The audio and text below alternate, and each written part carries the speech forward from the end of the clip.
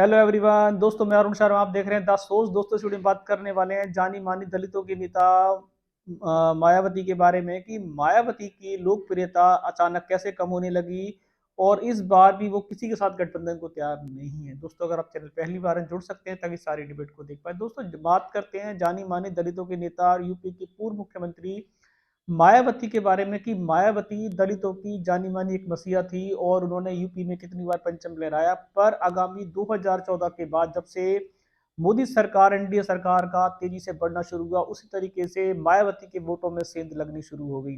मायावती का vote graph दिन पर दिन गिरता रहा। उनके दलित वोट भी शायद सबसे ज्यादा बीजेपी में चले गए।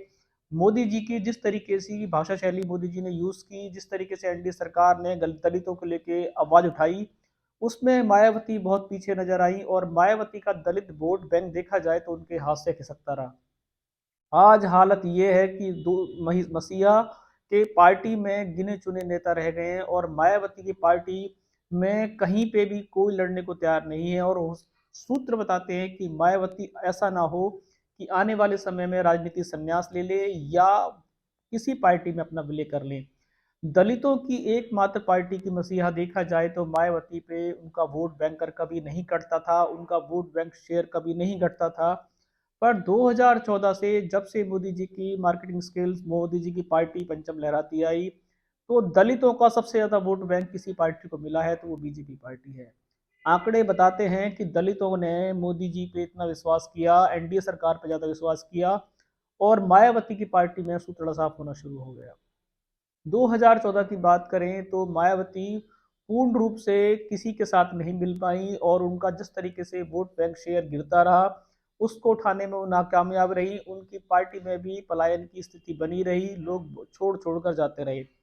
काशीराम की इतनी विशाल पार्टी को मायावती का सिंहासन मिला, मायावती ने उस पर राज किया और यूपी में पंचम लहराया। पर 2024 के बाद जो है मायावती की दलित पार्टी को ग्रहण लगा, वो दोबारा से अब तक उभर के नहीं आया। उसके बावजूद भी मायावती के तेवरों में कोई बदलाव नहीं है। पिछली बार उन्होंने सपा के साथ गठबंधन किया पर बहुत बुरी हार हुई और वो आपस में ही लड़ते नजर आए। इस बार भी 2024 के लिए और 2023 के लिए उन्होंने काफी पार्टियों से सीट शेयरिंग के लिए मुद्दे के लिए बदलाव करती नजर आई, पर वो किसी के साथ सहमत नजर नहीं आई। 2024 की बात करें तो सबको ही ठगा बता रही हैं। हालांकि बीजेपी के साथ कभी वो मिलना चाहती हैं, कभी नहीं मिलना चाहती, वो अपने पत्ते ओपन नहीं करती। पर कांग्रेस इंडिया गठबंधन के साथ बार बार अटकलें थी कि शायद मायावती उनके साथ शामिल हो जाएगी, पर वो फिलहाल ये कह रही हैं कि ये सब लुटेरी पार्टियां हैं और अगर एक ही ईमानदार पार्टी है तो वो उनकी अपनी पार्टी है।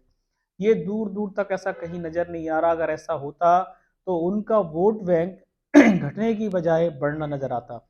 पर बीजेपी सरकार उनके सारे दलित मसीहा वाले वोट को साध के ले गई और मायावती खाली हाथ रह गई। अब मायावती कुछ गिने चुने एरियो में भी शायद अपना प्रदर्शन ठीक से नहीं कर पा रही है और 2024 में तो अटकलें लगाई जा रही हैं कि मायावती अगर गठबंधन कर लेती तो शायद थोड़ी सी बढ़ोतरी होती, पर उन्होंने भी अपने तेवरों में कोई बदलाव नहीं किया और किसी से गठबंधन नहीं किया।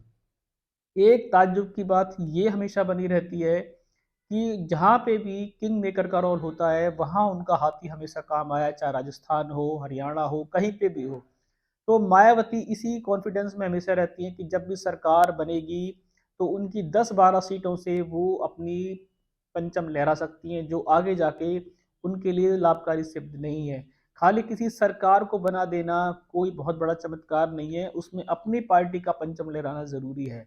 पर मायावती ने ना तो पार्टी का विकास कर पाई है, ना वोट बैंक का विकास कर पाई है। खाली वो दूसरों के लिए हमेशा टिप्पणी करते नजर आती हैं और हमेशा कभी भी किसी भी पार्टी में वो पलटी मार जाती हैं। पर 2024 में क्या उनकी पार्टी का विकास होगा, कुछ नहीं कहा जा सकता। उनके वोट बैंक जो गिरता जा रहा है, ये एनडीए सरकार हो सकता है कि आने वाले समय में दलितों का जो विकास और विश्वास जो मोदी सरकार पे बड़ा है, वो मायावती के हाथ से सिरकता जा रहा है और मायावती इसको रोकने में नाकामयाब रही है।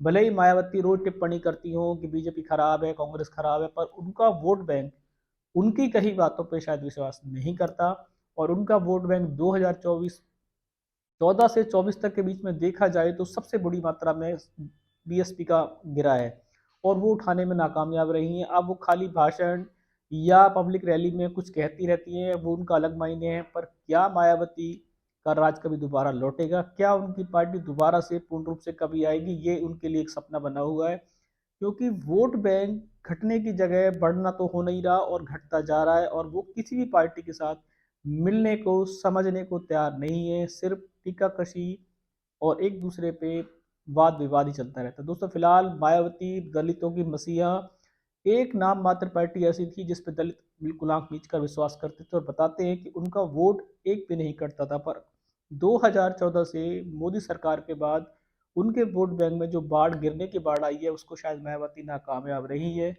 और ऐसा ना हो 2024 के बाद वो राजनीति संन्यास ले लें और उनकी पार्टी किसी पार्टी में लेकर जाए।